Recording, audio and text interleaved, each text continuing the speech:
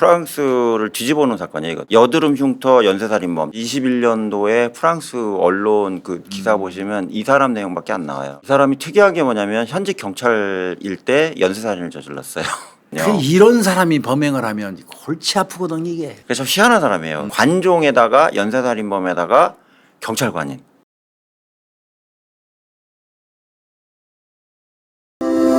오늘은 뭐 염 교수님 오셨으니까 볼 것도 없이 외국 연살인범. 우리 염 교수가 이거 찾아오는 거 이제 우리 방송 뭐 나는 그러니까 본인이 아니면 모르는 거라 누구나. 그렇죠. 나는 내가 하는 일만 제일 힘든 걸로 느껴지는 건데 나는 이제 뭐 살인 사건 찾고 미제 사건 찾는 게 힘들어 죽겠다고 이제 늘 얘기하지만 또 염 교수랑 이렇게 얘기하다 보면 우리 염 교수 이거 저 지금 오늘 방송하는 거 하나 찾으려면 2, 3일 풀로 붙어가지고 일을 해야 돼요. 이게 외국 문헌 찾아야 되지. 그 다음에 외국으로 나온 거를 또 팝하고 뭐 언어 다 할 수 있는 거 아니니까 통역기 번역기 돌려가지고 해야 되는데 또 그놈의 번역기가 어법에 안 맞는 경우는 들쭉날쭉이라 또 그거 정서해야 돼요. 단어도 틀린 게 많죠. 그러니까. 그래서 어렵게 해가지고 나름대로 찾는 거니까 뭐 우리 구독자님들 그냥 늘 좀 격려해 주셨으면 좋겠다는 생각이 들었어요. 예. 열심히 하겠습니다. 한번 가보시죠. 뭐 네. 오늘 거는 또 다시 돌아갔네 프랑스로. 네. 프랑스가 많아요. 연쇄살인. 프랑스가 많아요. 생각보다 많아요. 프랑스 많습니다. 생각보다 그리고 많아요. 프랑스가 범죄학도 굉장히 발달돼 있고. 네, 맞아요. 예, 한번 가보시죠. 뭐. 네, 프랑스인이고요. 최근 사건이에요. 아 최근 겁니까? 네, 최근 사건이고요. 그러니까 저기 사건 이슈화된 게 2020년 이후거든요. 그럼 얼마 안 됐네. 예. 그래서 최근 사건이고 프랑스를 뒤집어 놓은 사건이에요. 이것도습니다. 그래서 이름은 프랑스와 베로브. 베로브. 예, 프랑스 말로 이렇게 돼 있고요. 그다음에 이제 별칭으로 글러리 시리얼 킬러라고 그래요. 르 글러리. 르는 붙잖아. 더하고 같은 뜻이니까. 예, 르 글러리 그러면 이제 뭐라 그래야 되나 이게 자잘자잘하게. 마마. 예, 그러니까 이제 곰보. 옛날 곰보라 표현했죠. 곰보, 마마, 뭐 예. 천연두. 네. 뭐 이렇게 걸렸던 사람들 얘기를 하는 건데 이제 이 사람은 천연두 걸린 사람은 아니고 아마 자국이 많은갑죠. 여드름을 많이 뜯었나 봐요. 그런 것 같아요. 예, 그래서 르글러리 그래서 그 여드름 흉터 연쇄살인범 또는 곰보살인범 이렇게 불립니다. 최근에 21년도에 자살로 끝났어요. 자살로. 네, 검거가 된 게 아니네. 네, 그러니까 검거 직전에 자살을 해버렸거든요. 그랬기 때문에 그 당시 21년도에 프랑스 언론 그 기사 보시면 이 사람 내용밖에 안 나와요. 아주 시끄러운 사건이었고 이 사람이 특이한 게 뭐냐면 현직 경찰일 때 연쇄살인을 저질렀어요. 아이고. 그러니까 이제 경찰관 연쇄살인범이 좀 있긴 한데 몇 명 있죠. 예, 유명한 게 몇 명 있죠. 있긴 한 그거 나중에 다 해주셔야 돼. 저번에 한번 했었잖아요. 예, 미국 경찰 했었는데 프랑스에서 그래도 에이스인 경찰 간부로 또 하다 나왔거든요. 이런 사람이 범행을 하면 골치 아프거든 이게. 예.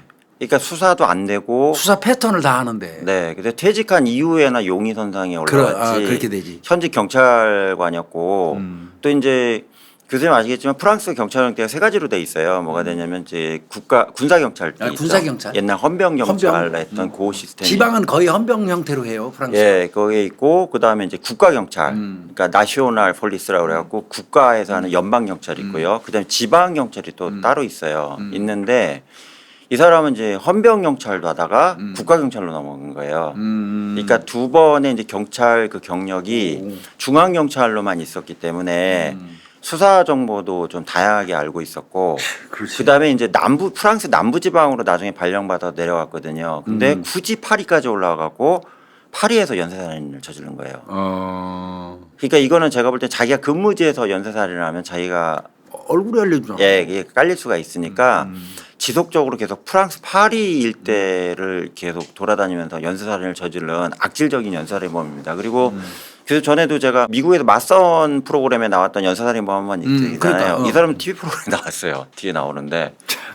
그래서 희한한 사람이에요. 관종에다가 연쇄살인범에다가 경찰관인. 이런 사례가 그 베로브 사건입니다. 1962년 1월 12일 날 출생했고요. 62년생이네. 네, 21년도 9월 29일 날 경찰에서 수사망이 좁혀오니까 극단적 선택을 하고 유설 쓰고 죽은 사건이고요. 86년도부터 교수님 얼마 안 됐어요. 94년까지 파리 지역 파리 안에서 관내에서만 살인 사건이 발생하는데 최소 3인명에서 3명에서 세 명에서 최대 9명을 본 거 살인한 걸로 보고 있어요. 경찰에서는. 3명에서 9명까지. 예, 근데 이제 3명은 이 사람이 죽어버렸으니까 그냥 뭐 유전자 나온 거 이런 거 있잖아요. 이걸로 확정된 게 그렇고 경찰에서는 9명을 살해한 걸로 보고 있습니다. 근데 이 이외에도 교수님 강간 사건하고요, 살인 미수 사건까지 하면 더 많겠구만. 30건이 넘어가요. 악질입니다. 그리고 이제 첫 번째 살인 사건 이후에 성폭행을 하고 이제 살해를 했는데 아까 30여 건이 넘어간다고 그랬잖아요. 살인 미수가. 그래서 생존자가 좀 많아요. 그러니까 생존자들의 진술이 좀 많았거든요. 아, 그러면 인적사항은 어느 정도 드러났겠는데. 네, 그래서 이 사람 어떻게 생겼냐 그랬더니 이제 성폭행 당했던 뭐 얼굴 특집, 보고 특집. 하니까 예, 이게 몽타주예요, 교수님. 그 맞네, 막 얼굴에 막 이렇게 요 자국. 사실 이제 곰보라는 거 비하적인 발언이니까 잘 안 쓰는데. 예. 여드름 흉터가 이 사람이 많았다 이렇게 했고 그 다음에 이제 여기 또 최근 사진, 죽기 전 사진 그거 보이시잖아요. 멀쩡한데 뭐. 수염을 여기까지 길렀어요. 멀쩡해. 그래서 그 이유는 뭐냐면 자기가 이 경찰관 퇴직한 이후에 여드름 흉터를 가릴 목적으로 수염을 일부러 기르지 않았냐. 왜 그래? 경찰 생활하면서는 아예 수염 안 기르고 이제 거의 지냈거든요. 그렇게 돼 있습니다. 2020년도에 들어오면서 이 교수님 저 깜짝 놀랐는데 프랑스의 1980년 이후에 미제 살인 사건이 300건이 넘어간대요. 프랑스 많아요. 어마어마하더라고요.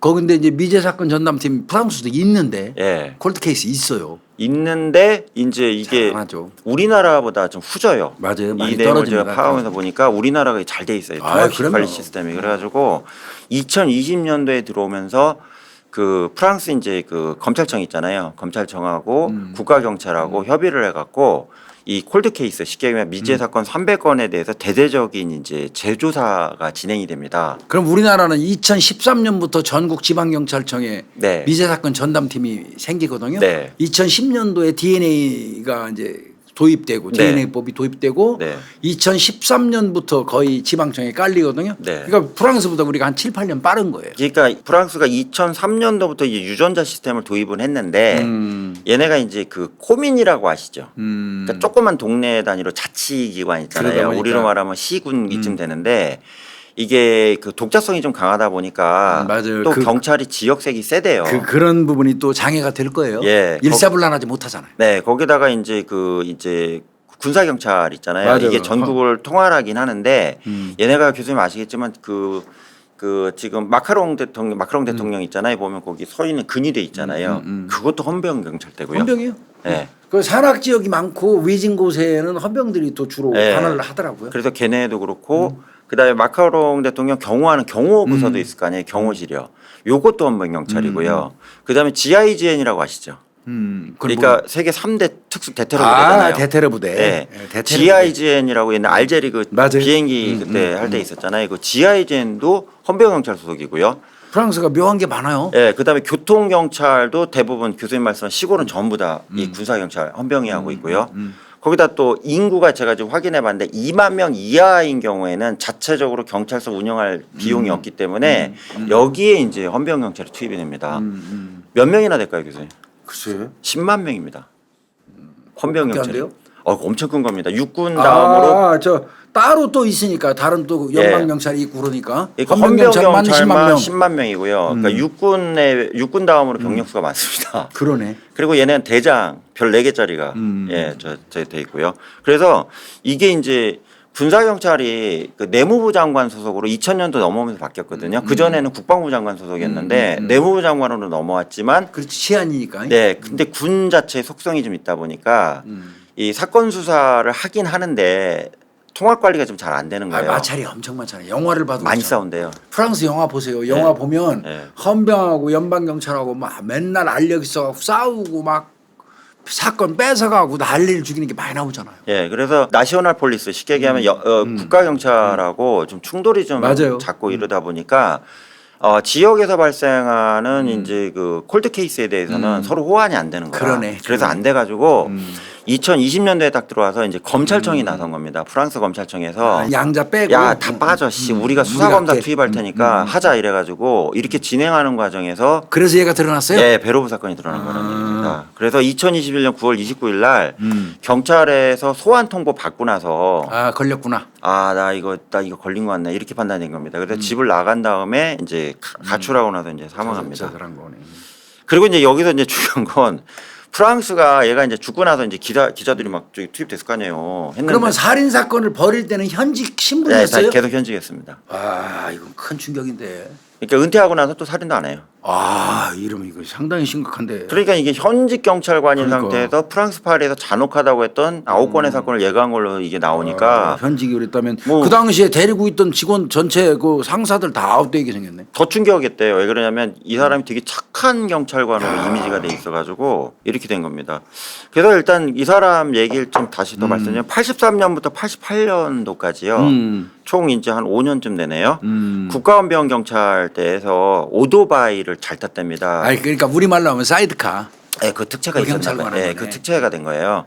특채가 돼갖고 이제 파리 지역에서만 근무했고 이때 이제 연쇄살인이 발생한 거고요. 그다음에 이제 프랑스 국가경찰대로 수속으로 옮겨갔고 2013년경에 조기퇴직 명퇴를 합니다. 명퇴하고 나서 프랑스 남부 지역에서 자기가 담당하던 지역에서 이제 거주를 했고요. 근데 이 사람이 이력이 골 때린 게 19년하고 22년 사이에 한 1년 정도를요. 헤로로트 주에 있는 프라데시 로즈라는 지역에 조그만 시가 있는데 여기서 시의원을 해요. 잠시 예.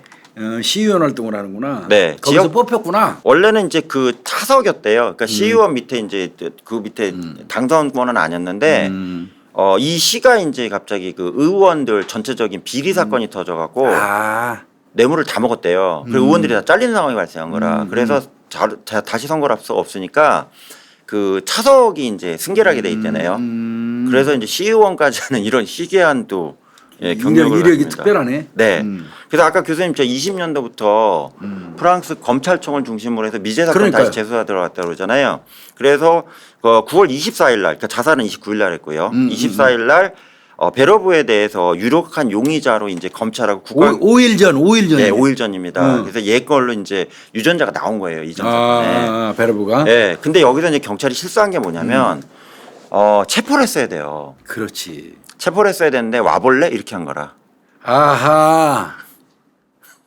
네, 이제 아시겠죠. 교수님 항상 얘기하잖아요. 느낌이 쎄하면 가서 포위해놓고라도 못 도망가게 해야 그럼 못 되는데. 도망가게 계속 감시를 하고 있어야지. 그러니까 우리나라는 못한 거예요. 그래가지고 감시라도 했으면 집을 못 빠져나갔을 텐데 그 부인하고 있으니까. 근데 빠져나가갖고 자기가 따로 해놓은 임대 아파트에 가서 거기서 목숨을 끊는 이런 상황이었습니다. 그래서 9월 27일 날 실종 신고가 부인이 안 들어오니까 신고를 했고요. 29일 날 가드르 그라우드로이의 그 임대 아파트 자기가 따로 했는 그 마약을 먹고 그냥 왕창 털어놓고 죽어버립니다. 그러니까 마약으로 자살을 했구나. 네. 수단을. 네, 약물 과다 복용으로 사망합니다. 현장에서 유서를 남겼는데 유서 안에요.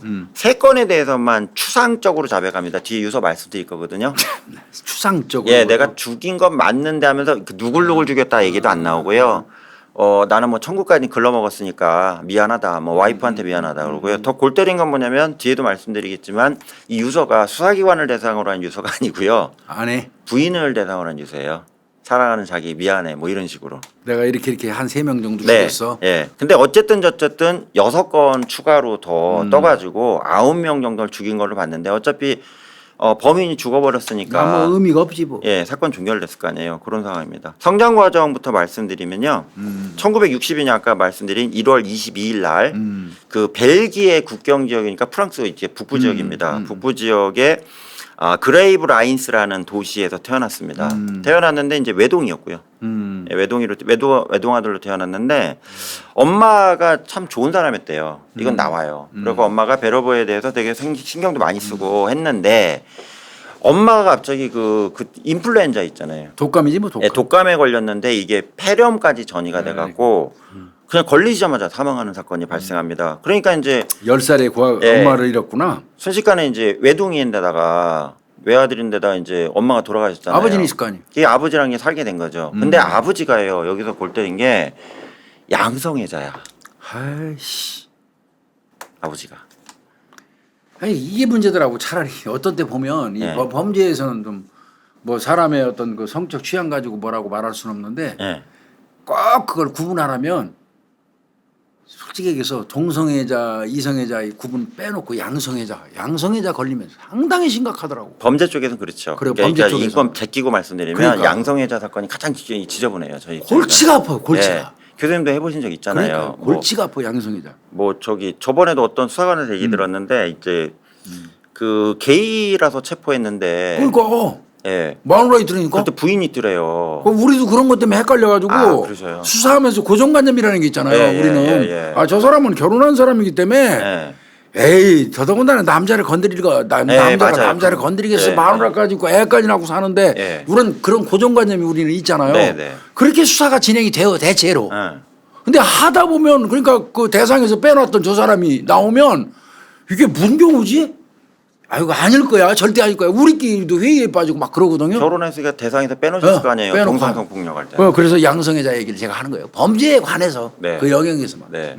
그래서 이 아버지가 그 양성애적 성향을 숨기고 결혼해서 베러브를 낳은 거기 때문에 이 몰랐죠. 베러브 자체도 그렇지. 아버지가 그런 상황인지. 근데 이제 부인이 딱 사망하고 나니까 소아 기호까지 있는 거라 아버지가. 아이고 그럼 베르브를 상대로 또 성폭행하는 거야? 예, 이게 말도 안 되는 내용. 제가 죄송합니다. 굉장히 일종의 반대 안 되는. 문제다 이게. 그래서 실제로 베러브 친척이나 여기 진술이 나와요. 죽고 나서 조사해봤는데 걔 아빠한테 많이 당했어 이런 얘기 나온 거예요. 에이. 걔가 와이프가 없어지니까 이제 아들을 성폭행을 하는 이런 상황이 발생한 겁니다. 그래서 아버지로부터 상습적으로 성폭행을 당하니까 정서적으로 심각한 이제 불안장애 있잖아요. 아니, 당연히 그렇겠지. 10살짜리 뭐하러. 네.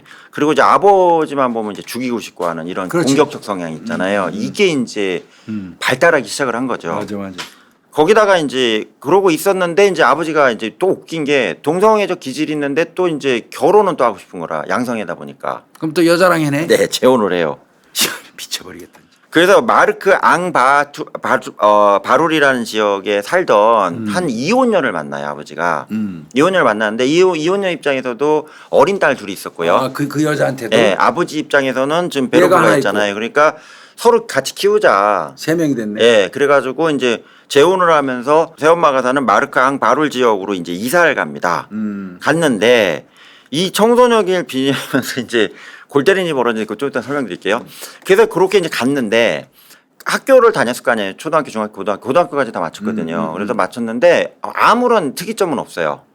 학교 내에서는 뭐 폭력적 성향도 없고 평범하구나, 그냥. 평범하고 그냥 그 공부도 중상 정도 하고 별 사고도 안 치고 조용히 잘 자라요. 근데 이 상황에서 이제 아버지에 대해서 혐오가 또 느껴지는 거예요. 그러겠지. 왜? 아니 엄마가 죽고 나자마자 날 성폭행을 했는데 그럼 저 사람은 남자를 좋아하는 거 아니야. 저 패륜적인 걸 하는데 근데 갑자기 또 여자가 생겼다고 또 갑자기 이게 결혼을 해버리네. 이거 어떡하냐 이렇게 된 거예요. 아주 혼란네 혼란. 예, 그래서 둘 중에 얘가 학교를 중간에 몇 번 그만두려고 그랬대요 아버지한테. 아버지 나 학교 안 맞아 그랬더니 아버지가 패 죽인다고 그랬대요. 고등학교는 졸업해. 예. 그래서 이제 고등학교 다니고 또 사고 치면 너 가만히 안 냅둘 거야 그래갖고 아버지가 겁이 나니까 열심히 평범하게. 예, 그냥 평범하게 학교 다니려고 한 겁니다. 근데 여기서 이제 하나 특이한 취미를 하나 찾아요. 뭘까요? 취미를. 아, 난 알겠어. 뭘까요, 교수님? 아니 아까 오토바이 얘기- 순찰대장 아까 그랬죠. 대원회 때문에 예, 맞아요, 교수님. 오토바이 타고 다녔어. 네, 맞아요. 그래서 내 젊은 시절에 나도 오토바이 많이 탔거든. 아 그랬어요, 교수님. 그래서 그 질풍노도의 시기를 오토바이 바이크 타는 걸로 있잖아요. 참 좋죠. 예, 이걸로 했는데 이게 얼마나 잘 탔냐면 묘기 있잖아요. 그러니까 이렇게 들어서 뒷바퀴 들고 회전하는 거 이거 대단한 거라며요. 이렇게 가다가 요까지도 했대요. 그래서 요걸 타면서 이제 자기 나름대로의 이제 취향을 합니다. 그리고 이제 고등학교 시기에요. 특이점이 뭐가 있냐면 친한 친구 몇 명이 있었는데 나중에 이제 자살하고 나서요. 연쇄살인명이 드러났잖아요. 친구들한테 가서 이제 기자들이 탐문을 하니까 아 얘가 껍데기만 튼튼한 척했지 속으로 골문에다 이런 진술이 나오는 거예요. 친구들한테. 뭐 그래서 왜? 왜 그러냐 그랬더니 자살 얘기를 자주 했대요. 아, 난 살 의미가 없어. 그때부터도 극단적인 어떤 그런 사고 방식을 갖고 있었구나. 예, 예. 그리고 이제 그러면 어떤 식으로 네가 알았냐 그랬더니 한 친구가 이제 자기가 되게 우울해서 아, 난 못 살겠어. 집이 너무 이상해. 힘들어. 이렇게 얘기했더니 베러버가 갑자기 그러더래요. 나도 그런데 같이 죽을래? 이러고서는 동반 자살을 권유했다는 거야? 그러면서 이제 뛰어내리는 거나 이런 거 무서우니까 약구에다가 약왕창 입에다 털어놓으면 같이 딱지 죽는 예, 방법이었네. 맞아요. 예. 그래서 이런 식으로 이제 동반 자살에 대한 증언이 좀 많이 있었습니다. 성향이 어려서부터 예. 있었구나. 근데 여기에 또 하나는 성적인 에너지가 넘쳤대요. 되게 얌전한 학생인데. 음. 그러다 보니까 얘가 이제 이 에너지를 풀어야 되잖아. 자전거로는 안 되잖아. 이게 이복 여동생 2명 있었다고 아, 했잖아요. 데리고 온 엄마가 예. 걔들도 다 건드렸어? 그래갖고 얘가 요때부터 이제 변태적으로 하는데 이 2명의 여동생 있잖아요. 이복 여동생 2명하고 성관계를 교대로 합니다. 아, 미쳐버리겠네 진짜. 예. 근데 이 부모들은 인지를 못했대요. 이 부모들은. 아, 어떻게 이 부모는 또 어떤 부모가 그래갖고 이게 어느 정도까지 갔냐면 이거 완전 충격적인 게 있는데 그 여동생 하나가 15살이 되던 애 그 여동생 둘을 데리고요. 내가 자주 가는 클럽인데 갈래 그래갖고 따라갔대요. 갔는데 갔더니 그룹라는 클럽이더래요. 그래갖고 거기 가서 했대요 실제로. 이거 완전 정신 나간 놈이구만 이놈. 그래서 그 스와핑하고 그룹 섹스에 그 여동생들이 동원된 둘 다 동원된 게 나오고요. 그러니까 얘도 아버지 성향 닮아가지고 변태적 성욕에 대해서 했고요. 그다음에 이 여동생 이복 여동생들 나중에 진술이 그냥 가스라이팅 당했다. 그 오빠가 난 너를 사랑한다. 근데 너랑 나랑 피가 섞이진 않았잖냐. 그러니까 그렇지 남남이니까. 그리고 나는 눈에 둘 다 사랑한다. 이지랄하더래. 그러니까 1대2가 돼버린 거예요. 아이고. 또 하나 그 베로버의 진짜 남이 모르는 특이한 그 수집이 이게 있었는데요. 비디오 테이프를 수집을 하는 거예요. 어떤 비디오 테이프 장르가. 이제 공포물이겠죠. 그렇지. 예. 그래서 고어물 고어물. 아시죠? 교수님 아시잖아요. 고어물을 수집에다가 그걸 굳이 그 어렵게 구해갖고 비싼 돈을 주고요.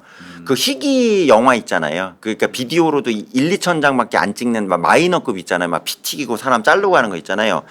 이것만 구해다가요 수십 편을 모아가고 계속 봤고요. 나중에는 교수님 그 스너프 필름이라고 아시죠? 그 스너프 필름이라고 해서 뭐 이게 사실인지 아닌지 모르겠지만 실제 사람 특히 여성을 성폭행하고 죽이는 장면을 찍은 그런 비디오문들 있잖아요. 해적판. 해적판. 네. 이것까지 다 수집을 해서 보면서 자기의 판타지를 키우지 않았냐. 아이, 처음부터 이 사람은 정상이 아니었네. 거기다가 이제 그 교수님 얘가 본 그 비디오물 있잖아요. 합법적인 비디오물도 주로 카니발리즘이 많았대요. 주제가. 이제 시신 먹는 거. 네, 유럽에 그게 많았다고 그러대요. 영화 중에 합법적 영화 중에. 그래서 카니발리즘 사람 잡아먹는 거, 사체 훼손. 그다음에 시체 네크로필리 아시죠? 시신 성행이. 예. 이거 관련된 그 유럽 영화가 지금 변태 영화가 많았대 이게. 그래서 이걸 다 구해다가 보면서 자기 나름대로 이제 판타지를 한 거죠. 문제가 많아. 그러니까 이게 문제가 지금 아버지의 성폭행, 그다음에 여동생 간의 어떻게 보면 근친상간, 그다음에 밖으로 이제 그 클럽에 들어간 집단적인 그룹 섹스, 그다음에 이제 이런 그 동영상, 고어물 수집. 네, 고어물 수집, 요까지 놓고 봤을 때는 문제가 많네. 연쇄살인으로 갈 수밖에 없는 상황이 이렇게 보여집니다. 그리고 이제 고등학교를 졸업했겠죠. 졸업하자마자 1년 동안 이제 준비해 갔고요.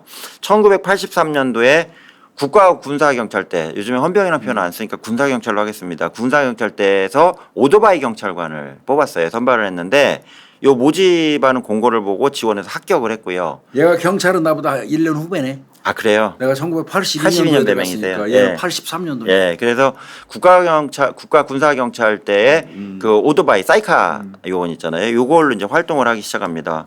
그러고 이제 그렇게 이제 파리에서 근무를 했어요. 파리에서만 계속 근무했는데 근무하다가 이제 그 대학교를 다니고 있던 심리학도 여학생을 만나요. 예, 스테판이라고 그러는데 이 여성을 만나갖고 85년도, 그러니까 2년 지나서 85년인데 6월에 프랑스 북부에 있는 부스베크 시청에서요. 여기서 이제 결혼식을 올립니다. 예. 멀쩡한 거 예. 그렇네. 예, 이게 이제 당시 이제 그 군사경찰대 그때 그 입대할 때 당시 그 멀쩡하네, 멀쩡해. 예, 잘생겼어요. 그리고 그 적극성을 띠고 이제 활동을 하니까 상관들한테는 이제 되게 좋은 평가를 처음엔 받았대요. 근데 이제 문제는 뭐냐면 얘가 이제 자유분방한 성격이 기본적으로 그렇지. 있다 보니까 아까 깔려 있는 거 성향 그렇잖아. 예, 그러니까 처음에는 잘 적응했는데 얘가 이제 그러니까 이게 군사 경찰은 경찰도 군인 성격이 많잖아. 군대잖아요. 교수님 말씀 맞아요. 군대잖아요. 그러니까 통제가 얘는 직선적이고. 얘는 오토바이 타는 경찰인 줄 알고 딱 갔더니 이게 군대야. 그렇지. 군대 간 거지. 그러니까 이거 뭐지 이렇게 된 거예요. 그래갖고 적응을 잘 못하기 시작했대요. 그러면서 자주 병가도 내고 휴가를 썼는데 전체적으로 이제 잉여 인력이라고 표현하더라고요. 그러니까 열애가 된 거지. 열애. 네, 얘는 있으나 마나 한다 이래가지고 거기서 이제 적응을 못하는 상황이 발생합니다. 근데 이 시기에 교수님 아까 병가를 내거나 휴가를 냈을 때, 뭔 소리인지 알았다. 네, 이해되시죠? 연쇄살인하고 스트레스를 그걸로 갖구나. 네, 이때 연쇄살인으로 연결되지 않았나 이렇게 보고 있습니다. 그러다가 이제 88년이 됐죠. 88년이 돼가지고 이게 아까 83년에 들어갔다고 그랬잖아요. 5년 뒤네. 네, 그 불명예 사유로 사직서를 제출했는데 잘린 건 아니고요. 적응이 안 됩니다. 하고 제출한 것 같습니다. 제출해갖고 했고요. 나오자마자 바로 이제 국가경찰청 소속의 오토바이 순찰대 경찰관 지원해서 바로 합격을 합니다. 이력이 있으니까 된 거야. 경력이 있으니까. 그러니까 군대에서도 사고는 안 쳤다는 얘기예요. 예, 바로 합격하고요. 이때부터 파리 지역에 배치되었고 오토바이 전담 경찰관으로 예, 활동을 합니다. 요즘 말하면 사이카. 네, 예. 그래서 그 기간 88년도부터 91년 이렇게 두 번에 걸쳐서 출산이 일어나서요. 88년생 자녀가 하나 있고요. 91년에 또 두 번째 자녀를 해서 스테파니하고 이제 오붓한 가정을 꾸리고 안정화되는 모습을 여기까지 보입니다. 멀쩡했네 이거. 네. 그리고 이제 이때 얘가 이제 두각을 나타내기 시작한 게 노조 활동이에요. 경찰 내부에서 노조 네. 활동. 프랑스는 경찰 오래전부터 경찰 내부에 노조 있었잖아. 그래서 또 노조원으로 가입을 해갖고요. 경찰 노조 활동을 적극적으로 하기 시작을 했는데 이거 하면서 이제 그 두각을 나타내요. 그래서 그 프랑스 전체 있잖아요. 경찰 노조 어마어마하게 됩니다. 경찰 노조의 핵심 간부로 활동을 하고요. 그 과중에 나 이제 파리에서 근무를 못 하겠습니다. 남부로 전출 좀 시켜주세요. 이렇게 요청을 하니까 부슈 디론주라고 있어요. 부슈 디롱주라고 있는데 여기에 포트 생 루이 디롱 시하고요. 그다음에 그 같은 주에 있는 마르티게스 시의 경찰 간부로 내려와서요. 이때부터 활동을 합니다. 교수님 이게 지금 저기 첫 번째 사진이 그 이쪽 헌병 아닙니다. 이 당시 그 프랑스 국가경찰 복장입니다. 저도 처음에 헌병인 줄 알았는데 국가경찰대로 넘어와서요. 이때 포상 받는 거 가운데 서 있죠. 요게 돼 있고요. 그 다음에 이제 아까 얘기한 부슈 디롱주로 내려온 이후에 경찰 생활할 때 사진이 오른쪽 사진입니다. 그리고 하단에가 국가경찰로 넘어와서 오토바이 요원하면서 훈련하고 있던 사진이 요 사진입니다.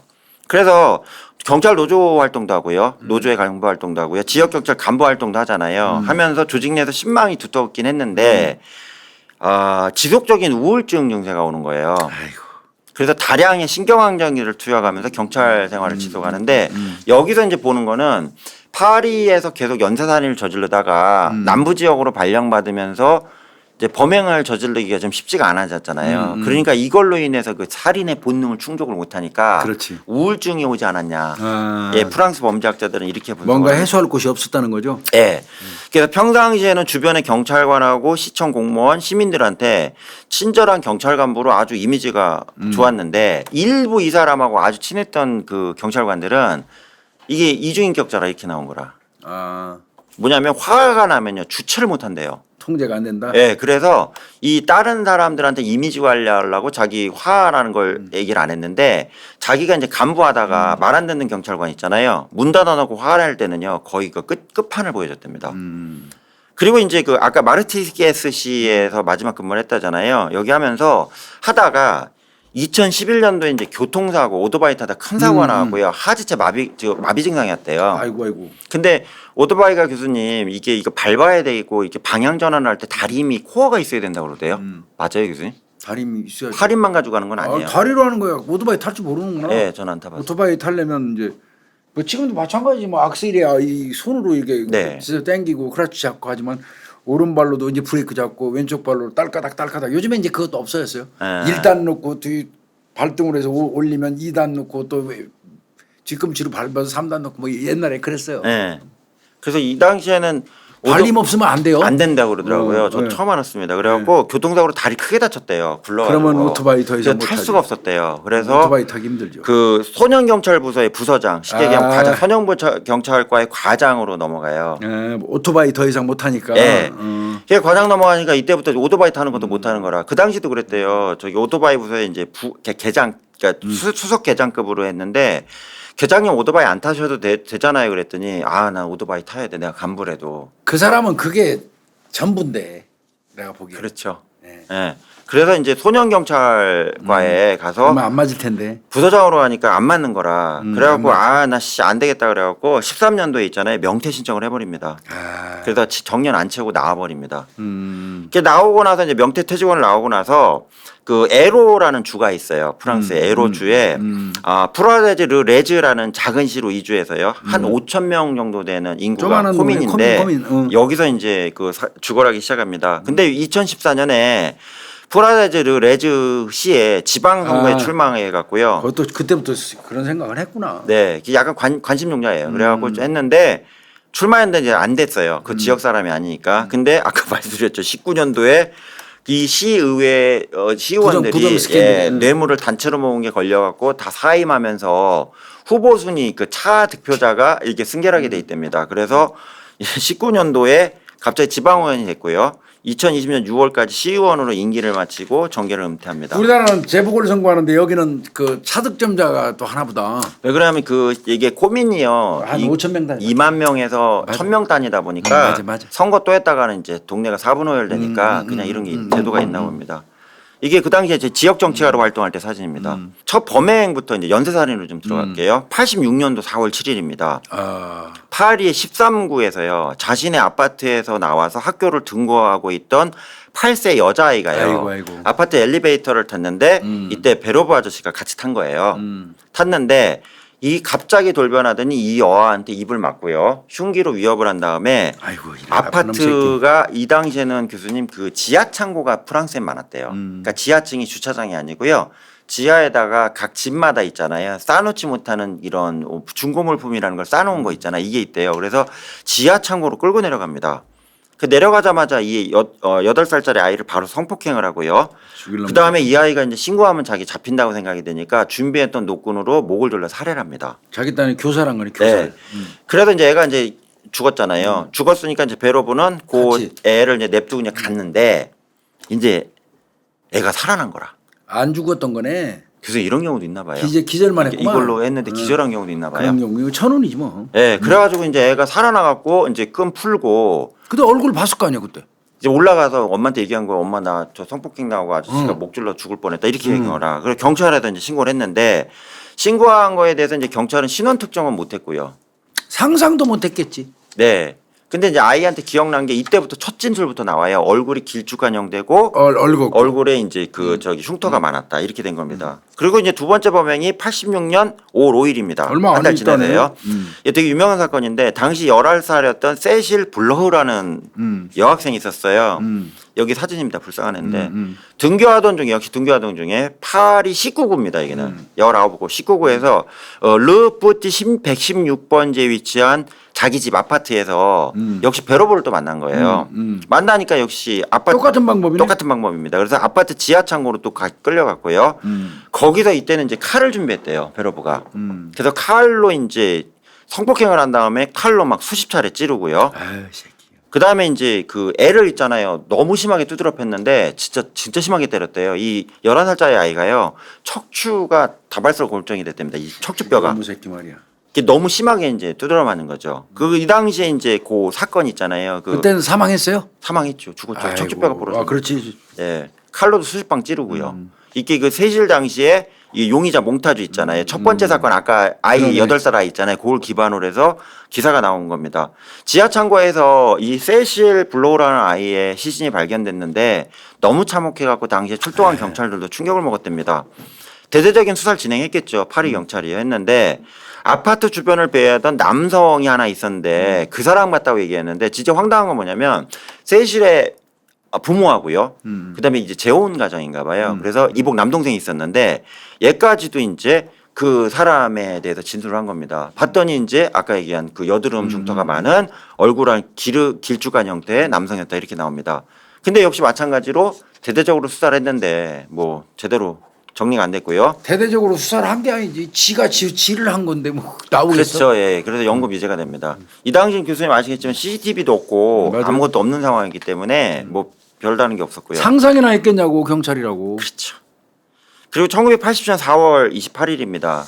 예, 이게 1년 지나서인데요. 파리의 마레라는 지역이 있어요. 그 한 아파트에서 이거 진짜 잔혹한데 가족이 발견했는데 두 여성이요 잔혹하게 칼로 흉기에 맞고 목 졸라 살해당한 시체가 발견됩니다.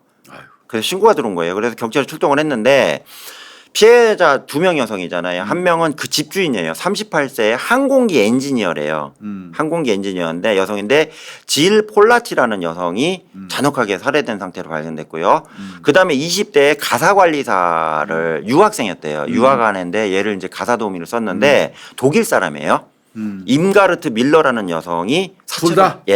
사체로 발견된 겁니다. 같은 집에서. 그러니까 가사 도우미 하나 대학생 하나 알바생하고 집주인 여성 38세의 질 폴리티가 발견이 된 겁니다. 집주인 질은요 나체 상태에서 손과 발이 묶인 채로요 엎드린 상태에서 사체로 발견됐는데 이제 목을 졸라 살해당한 걸로 보여지고요.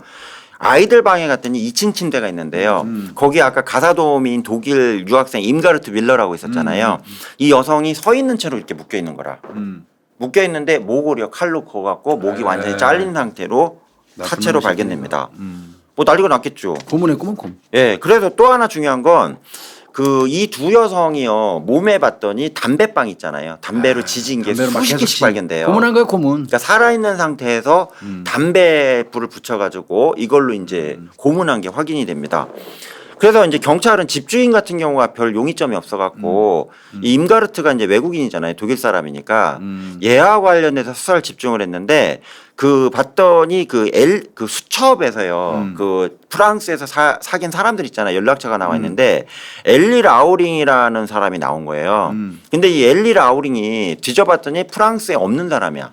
전산조회를 했더니 그러니까 엉뚱한 사람을 그 임가르트가 사귀고 있었네. 가명이었단 거죠. 가명이 이 네. 새끼 아니야? 이 사람인 걸로 봐요. 그래. 예, 얘로 보이는데 근데 또 하나 조사를 해봤더니 이 사망 전날인 4월 27일 날 있잖아요. 그 낯서고 건장하게 생긴 얼굴 길쭉한 사람이 이 임가르트 뮬러라는 그 가사도우미 알바생이 집이 있을 거 아니에요. 아 거기 들어갔었구나. 예, 거기 들락날락하는 걸 봤다는. 그러니까 그 집으로 쫓아. 이 진술까지 나왔는데 이제 중요한 건 뭐냐면 그 사람 신원 특정은 못했다 이렇게 확인된 겁니다. 맞네 이놈이네. 예. 근데 이제 부검 과정에서 임가르트 있잖아요. 아까 독일인 가사도우미 몸 안에서요 탐폰 아시죠? 삽입형 생리대 있잖아요. 이게 발견이 됐는데 거기에 이제 정액이 일부 이제 묻어 있는 걸로 확인이 된 겁니다. DNA 나오네 이제 그러면. 네. 근데 이제 웃기는 건 뭐냐면 강간을 당했으면 탐폰을 낄 일이 없잖아요. 그렇지. 그러니까 그 당시에 이제 집에서는 강간 당한 건 아닌 거라 살해만 당했지. 그런 거지. 그리고 성폭행은 아까 주인인 질 폴리티 있죠. 이 여성만 성폭행 당한 걸로 보이고 이 인가르트 뮬러는 성폭행을 안 당한 걸로 본단 말이에요. 까지 가서 거기서 일을 벌리지 않았냐 이렇게 본 거란 얘기입니다. 문제는 뭐냐? 이런 뭐예요? 뭐 이때 유전자 감식 기법도 없고 그러니까 DNA CCTV 기법. 없으니까 역시 미제 사건으로 나온 겁니다. 그 이외에도 1987년 10월 27일 날인데요. 파리 이번엔 14구입니다. 14구에서 정오경대 한낮에요. 집으로 가고 있던 14살의 여학생이 형사를 만났대요 길에서. 자기가 경찰이라고 그러더래. 뭘 보고 알아? 자기 형사라고 신분증도 보여줬대요. 나 형 경찰이야. 국가경찰인데 뭐 얘기를 하더래요. 그래서 왜 아저씨 왜 그랬더니 너 집이 지금 범죄 관련돼서 지금 사건이 났다고 하는데 널 지금 기다리고 있었거든 학생이 이러더래요. 그러니까 네 집으로 난 데려가 줄래 이렇게 얘기한 거라. 그 집으로 끌려간 거예요 이거. 여자애가 부모님은 없었고 일 나갔으니까 그 집안에 들어가자마자 여성을 제압하고 경찰 쓰는 수갑 있잖아요. 이걸로 묶었대요. 참나. 그 다음에 이제 채워진 상태에서 성폭행을 했는데 성폭행을 하고 나서요 집을 뒤지기 시작을 하더래요. 도둑질까지 하는. 그래서 감 나가는 물건 있잖아요. 이런 것들 막 하고 있었는데 이 당시에 이제 그 복도에요 사람들이 왔다 갔다 하고 막 시끄러우니까 죽이려고 했는데 죽이는 걸 실패한 것 같아요. 여자애가 비명 지르고 하면 이게 골치 아프니까 그래서 그냥 묶어놓은 상태대로 그냥 도망가 버립니다. 근데 요때도 정액 샘플을 확보했는데 다시 DNA 그때는 기법이 없었고요. 그다음에 여드름 흉터가 심하게 있었다. 요까지가 진술이 확인됩니다. 그리고 교수님 이제 한참 지나서인데요. 1993년 6월 9일 날이에요. 이게 피해 여학생 얼굴인데 19세였던 까트린 르로이라는 그 여학생이 미로 길을 가던 중에 실종되는 사건이 발생해요. 미로가를 갖고 미로가 네, 미로 지역에서요. 실종됐는데 나중에 한 달 지난 후에요. 그 근처에 있는 숲에서요. 잔혹하게 성폭행 당하고 칼 맞은 상태로 시체로 발견됩니다. 그리고 93년 또 6월 29일이에요. 20일 지나서인데요. 그 세네마른의 미트 리몰이라는 지역에 유사한 성범죄가 발생했다고 신고가 들어와요. 당시에 이제 피해자 학생 이름이 11살짜리 여학생인데 잉그리트 지라고 나와요. 기사에는 여학생이 자전거를 타고 이제 자전거 도로를 막 달리고 있었는데 갑자기 경찰관이라고 신분 밝힌 사람이 세우르더래요. 아까랑 수법이 똑같네. 네, 그래서 아저씨 왜요? 그랬더니 너 지금 도로교통법을 위반한 거야. 그래서 아저씨랑 경찰서에 가야겠어. 이러더래요. 11살짜리를. 그래서 자전거를 놓고요. 그 남성, 경찰관이라고 주장하는 그 남성이 차를 탔대요. 차를 탔는데 그 근처를 1시간 동안 배회한 다음에 에손 지역에 사클레이라는 그 동네가 있는데 거기 버려진 농장으로 자기를 끌고 가더래요. 완전히 폐허 농장에. 거기 가갖고 묵고 나서요. 수시간 동안 강간을 진행을 하고요. 강간을 이제 이 여성 기억으로는 잉그리트 지라는 여학생 진술로는 최소 4번 이상은 성폭행 당한 것 같다. 이렇게 얘기합니다. 근데 이제 이때 또 버리고 가요. 네. 근데 여기서도 진술 똑같아요. 얼굴이 길쭉하고 여드름 흉터가 심하게 있었다. 그때도 DNA 나왔을 텐데. 이때도 나왔는데 분석이 안 되죠. 교수님. 94년까지니까요. 그래서 이제 어쨌든 베러브가 저지른 사건 대부분이 미제로 남았고요. 얼굴에 심한 여드름 흉터 자국하고 정액 샘플은 다 확보가 그러니까. 급속냉동 보관돼 있잖아요. 이러니까 2022년도에 드디어 여기 베러브를 지명한 게 아니라 야 프랑스가 그래도 치안 선진국인데 이게 말이 되냐 그래가지고 야 이거 대대적으로 검찰청에서 미제 사건 수사하자고 검찰청을 주도해 갖고 했고요. DNA 발달이겠죠. 거기도. 네. 이때부터 그죠? 이제 쪽 DNA까지 이제 증폭해가 교수님 말씀하신 거 있잖아. 이게 나오다 보니까 야 웬만한 DNA 우리가 다 잡았는데 DNA 조금씩 나온 거나 오래된 거 증폭시켜서 해보자 이렇게 시작이 된 겁니다. 그랬을 것 같아요. 그래서 강간 사건하고요. 강간 살해, 강간 그렇죠. 살해 미수. 요거에 대해서 제대적으로 재수사를 검찰청 중심으로 시작이 된 겁니다. 그래서 유전자가 일치하거나 몽타주가 일치한 사건을 병합을 해갖고요. 전담 수사부서를 만들어갖고 수사에 착수합니다. 오케이. 이러다가 2021년 1년 지났죠. 해당 수사를 맡고 있었던 수사검사입니다. 나탈리 튀르키라는 수사검사인데요. 이 수사검사가 야 이게 지금 보니까 한 9건 정도는 보니까 이게 지금 유사한 게 있어. 이걸 찾아낸 거예요. 그 전까지는 몰랐는데. 그렇죠. 뭘 찾아냈냐? 아까 얘기한 교수님 아까 얘기했잖아요. 얼굴이 길쭉하고 여드름. 여드름 흉터가 있다. 이것 좀 한번 확인해야 되지 않아? 거기다 또 하나는 뭐냐면 그 9건하고 살인미수 사건하고 강간 형사 가칭했잖아요. 수갑 사용하고. 예. 20건이 더 있었다고 그랬잖아요. 생존자 아까 몇 건 있었잖아요. 그렇죠. 이걸 다 보는 과정에서 첫째 얘가 경찰을 사칭한 건지 경찰인지 모르겠는데 경찰 관련된 프로세스를 너무 정밀하게 얘기했다. 그러니까. 요게 하나 또 있었고요. 두 번째는 수갑부터 해갖고요. 보여준 뭐 권총이나 경찰 장구. 예, 위험한 거 있잖아. 이게 위협했던 장구들이 이게 살 수 있는 게 아니라 경찰이 지급하는 장구였다는 거. 두 번째. 그 다음에 이 분들을 불러갖고요. 생존자를 불러갖고요. 야 신분증이 경찰이 여러 개잖아 우리가. 네 경찰이 어떤 신분증이라고 대조를 했는데 군사경찰 신분증을 갖다는 진술이 많이 나온 겁니다. 그 이랬더니 그러면 어느 정도 그 추려지네. 야 이거 야 군사경찰 아니야 이렇게 된 거예요. 그래가지고 이제 추렸더니 이제 2014년도에 그 범죄 발생 지역 예, 근무했던 사람들. 예, 2014년 이전에 있잖아요. 이전에. 전현직 다 까야지 그럼. 예, 이게 80년대 90년대 사건이니까 2014년 이전에 사건 중에 파리하고요. 그다음에 프랑스 파리 지역에서 발생한 미제 사건을 중심으로 해갖고 거기에 근무했던 전현직 그 군사 경찰 있잖아요. 다 뽑아야지. 네, 그 군사 경찰관 중에 얼굴이 길쭉하고 여드름 있는 얼굴에 여드름 흉터가 있는 사람을 추렸더니 750명이나 된 거라. 아이고 많다. 씨. 이 사진은 교수님 그때 방송 출연했을 때 그때 사진이에요. 예. 그래갖고 용의선상에 올려놓은 거예요. 그래갖고 순차적으로 이 750명의 전현직 군사경찰을 대상으로 해서 그 법원에 영장을 받아갖고요. 이게 750명이다 보니까 다 압수수색 체포를 할 수 없잖아요. 그래서 일단 경찰이잖아 더더군다나. 네, 또 경찰이고 전 경찰이다 보니까 야 미안한데 한번 와서 조사 받고 그 당시에 뭐 했는지 그리고 DNA 샘플을 네가 와서 제출을 해야 된다. 우리가 샘플 채취 좀 할게 이렇게 한 겁니다. 이 통보를 받은 베러브 입장에서는 그렇지. 이 9월 24일 날, 맞아. 그러니까 2021년도 9월 24일 통보가 됐대요. 너 와야겠다 이러니까 얘가 이제 더 이상 빠져나갈 방법이 없다고 그러네. 판단한 거예요. 그래가지고 아 이거 좀 안타깝다. 이게 좀 안타까워요. 그러니까 프랑스 그 범죄학계나 언론사에서도 안타깝다 이거. 대충 눈에 알지 않았냐. 알았으면 그 750명 전현직 중에서 얼굴이 예. 길고 여드름 자국 있는 애는 그렇게 많지 않았을 텐데. 네.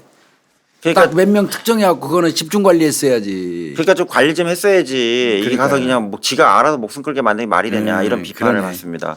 어쨌든 이제 사망했잖아요. 사망하고 나서도 이게 이제 언론의 지탄을 받으니까 이전에 여러 강간 사건하고요, 강간 살인, 강간 살인 미수 이거에 대해서 전방위적으로 이제 조사를 들어갔고요. 유서를 통해서 자신의 범행을 좀 자백을 했는데 요 내용을 좀 말씀드리면 부인한테 보낸 거라고 아까 말씀드렸고요. 아, 그러니까. 네, 피해자를 특정하지 않아요. 지금 왜 그러냐면 경찰에서도요 얘한테 당신이 무슨 혐의가 있어 이렇게 얘기한 게 아니라 당신 그때 근무했잖아. 얼굴에 여드름 흉터 많잖아. 그러니까 와서 그냥 DNA 샘플만 하고 그때 뭐 했는지 좀 진술만 해 이러니까 알바이 대라는 거지. 베로브 입장에서는 자기가 몇 명의 살인 사건 혐의로 자기가 수사를 받고 있는지는 몰랐던 거예요. 그렇지.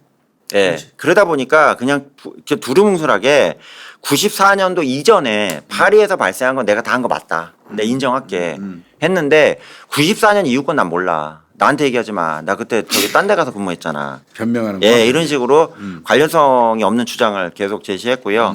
그 다음에 아버지에 대한 원망이 많이 나왔대요, 편지에. 아, 이제 거기다가 예. 썼구만 결국. 그래서 엄마가 죽은 게 나한테 치명상이었고, 그 다음에 아버지가 나한테 성폭행을 했기 때문에 이게 어쩔 수 없이 나한테도 정서적으로 좋은 일이 아니었다. 이런 점에 대해 했고요. 마지막으로 이제 죽기 전에 부인한테 정말 사랑하는 내 미안해. 이런 식의 내용으로 나옵니다. 그래서 이 부인으로부터 이제 경찰이요, 국가경찰이 검찰청하고 유서를 인수받아갖고 분석을 했대요. 했는데 범행에 대해서 구체적으로 인정하지도 않고 있고 자기 변명 내용만 담겨 있으니까 이게 별 의미 없다. 그냥 수사하자 이렇게 됩니다. 죽으면서까지 거짓말하고 죽고. 네, 그래서 근데 이제 의외로 많아 이런 놈들이. 아 그래요, 교수님. 그 우리가 일반적으로 생각하면 죽으면서까지 거짓말하겠어 이런 경우 많잖아요. 네. 웃기네.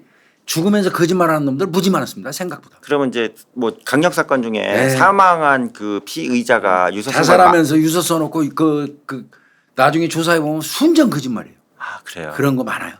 얘도 그랬대요. 예, 우리는 일반인들의 상식은 야 네. 사람이 죽어오면서까지 뭐 거짓말할 필요가 있겠어? 네. 그 유서는 진실이겠지 하는 인식이 강하잖아요. 네, 우리가. 네, 네, 저도 아니에요. 경험해 보면요, 네. 정말 죽으면서까지 끝까지 거짓말하는 놈들 꽤 많습니다. 이게 그렇게 범죄 심리학자들이 이렇게 분석을 합니다. 네. 게다가 경찰하고 검찰이요 파리 일대 그 유전자 확보 강간 사건하고요 강간 살인 사건 전체에 대해서 비교 분석을 그냥 그렇죠. 해버렸습니다. 했더니 세 건의 강간 살인 사건에 대해서 베리보가 확실히 있잖아요. 연결돼 DNA. 있다고 이건 확정졌고요. 그다음에 그 탐사보도 언론 있잖아요. 여기 프랑스 이게 많대요. 이렇게 지금으로는 파파라치라고 얘기하는데 이런 언론사가 많다네요. 그다음에 프랑스의 그 탐정 기업들 있죠. 프랑스 유명한 탐정 회사들 많거든요. 탐정들 탐정 회사들하고 범죄학자들이요. 다각적으로 비교 분석을 해갖고요. 확정된 3건을 포함해서 총 9건의 강간 살인 사건을 베르보가 저질렀다. 이런 식으로 자기들끼리 정리를 해놔요. 9건, 네. 그리고 그다음에 21건이 또 있어요. 그건 21건의 강간. 강간 및 강간 살해 미수. 네. 그래갖고 이 범인이라고 주장을 했고요. 이 프랑스 검찰청하고 국가경찰에도 맞다고 봅니다. 그 전문가들이 주장한 내용이 맞다. 예. 거의 이 사람들은 대신에 그러니까 소위 말하는 교수님 그 크리티컬 에비던스라고 그러잖아요. 확정적인 증거는 없지만 맞는 거다 이렇게 봅니다. 그리고 이 새끼 진짜 잔인한 이게 새끼네. 오토바이 그 타고 다녔을 때 이때 경찰일 때요. 이때 이게 이거 사진이고요. 그래서 이 사건을 이제 정리해서 좀 말씀드리면 지역에서 어쨌든 조그만 시지만 시의원까지 그러니까, 했고요. 그 그러니까. 다음에 이 퀴즈쇼에까지 나와가지고 이런 식으로 자기를 노출시킬 정도로 베러브는 자기가 검거되지 않을 것이다. 이런 그 확정성을 가지고 있었는데 어쨌든 프랑스의 그 검찰청이 야 이거는 아니지 않냐. 이거는 아니지 않냐. 그리고 특히 지금 국가경찰하고 군사경찰하고 서로 사건에 대해서 호환되지 않는 즉 서로 정보교류를 하지 않는 부분을 검찰청이 나서 다 내놔봐 이렇게 한 거고요. 특히 국가군사경찰이 일종의 치해법권 같은 이런 느낌도 있대요. 이번에도 올림픽 때 보시면 그 대테러연식으로 막 무장하고 다닌 그 무장요원들 있잖아요. 이게 다 저기 군사경찰 애들이거든요. 그래서 이 군사경찰 시스템에 대해서 좀 상당적으로 비판을 많이 하는 이런 내용으로 이제 전개된 게 이 사건입니다. 여기까지 교수님. 아유, 저 이건 좀 근데 이제 한편으로는 그러니까 우리가 뭐 늘 얘기하지만 연쇄살인범의 어렸을 때를 뭐하러 보냐고 막 하는 사람들도 있더라고요. 네, 네. 근데 그건 반드시 필요합니다. 예. 꼭 필요해요. 예. 그거 분석하는데도 필요하고 그래서 그런 건데 대체로 보면 얘도 어떻게 보면 어려서부터 정상적인 가정에서 자라나지 못해가지고 얘 정서에 영향을 미친 건 확실하네요. 네, 네, 네. 그죠? 그리고 이제 그 제가 볼 때는 이 성적인 어떤 그 변태성이 이런 식의 어떤 공격을 하지 않았냐 이렇게 보여지고요. 특히 이제 그 안타까운 부분은 그 수사를 하는 과정에서요. 뒤에 그러니까. 이제 후일담으로 나오는데 그 피해자 21건 있었잖아요. 생존자들이 그 21건 같은 경우에도 이런 얘기를 했대요. 대부분이 그때 얘기했는데 들은 척도 안 하면서 맞아요. 이제 와가지고 뭐 30년 지나서 와갖고 이걸 잡겠다고 이 난리를 치냐 이렇게 얘기를 하더래요. 근데 저는 이해 안 가요. 아까 영 예. 교수님이 말씀하신 것처럼 범행 수법이 예. 저 경찰 장구를 사용했고 형사를 사칭했잖아요. 네, 그러면 그런 게 단 한 건만 있어도 용의자군에 경찰이 들어가야 돼요. 네, 그래서 경찰 조직 그 인근에서 근무했던 경찰 조직원 전체에 얼굴 갖다 놓고요. 특이도 있잖아요. 길고 네. 여드름 자국 있다. 네. 그럼 그 사람을 집중적으로 추리는 노력을 프랑스 경찰이 했었어야지 맞거든요. 그리고 이제 교수님 말씀에 이제 하나 더 첨언을 하면 그러니까 경찰에서 실수한 게 경찰이 범인일 수도 있다는 거에 대해서 아예 생각을 안 했대요. 아예 생각을 안 한 건지 나는 예. 일부러 안 한 건지 오히려 그런 생각마저 들어요. 특히 이제 20년도에 이 사건을 재수사를 주도했던 게 검찰청이었기 때문에 검찰청 입장에서는 우린 다 필요 없어. 우리 검사까지도 다 범인일 수 있어. 이런 식의 이런 걸 진행을 했는데 이전에 할 때는 그 근처에 왔다 갔다 했던 사람을 다 뒤지는 과정에서 베로보가 분명히 인식이 됐을 거거든요. 근데 그래. 이 사람 신분이 경찰이다 보니까 제낀 거 아니냐 이런 내용들이 비판적으로 나옵니다. 아이고 오늘은 이제 결국 그 염 교수가 다 갔다가 뭐 중동도 갔다가 이리저리 많이 움직이다가 비행거리가 굉장하겠어. 네, 힘드네요. 이제 드디어 이제 프랑스로 와서 프랑스와 베로브라는 네. 전직 경찰. 네. 전직 그다음에는 전직 경찰도 아니지. 현직 경찰 현직 경찰 시절에 연살인범 예. 활동을 한 놈인데 프랑스와 베르보에 대해서 좀 알아봤습니다. 고생했습니다. 감사합니다. 예.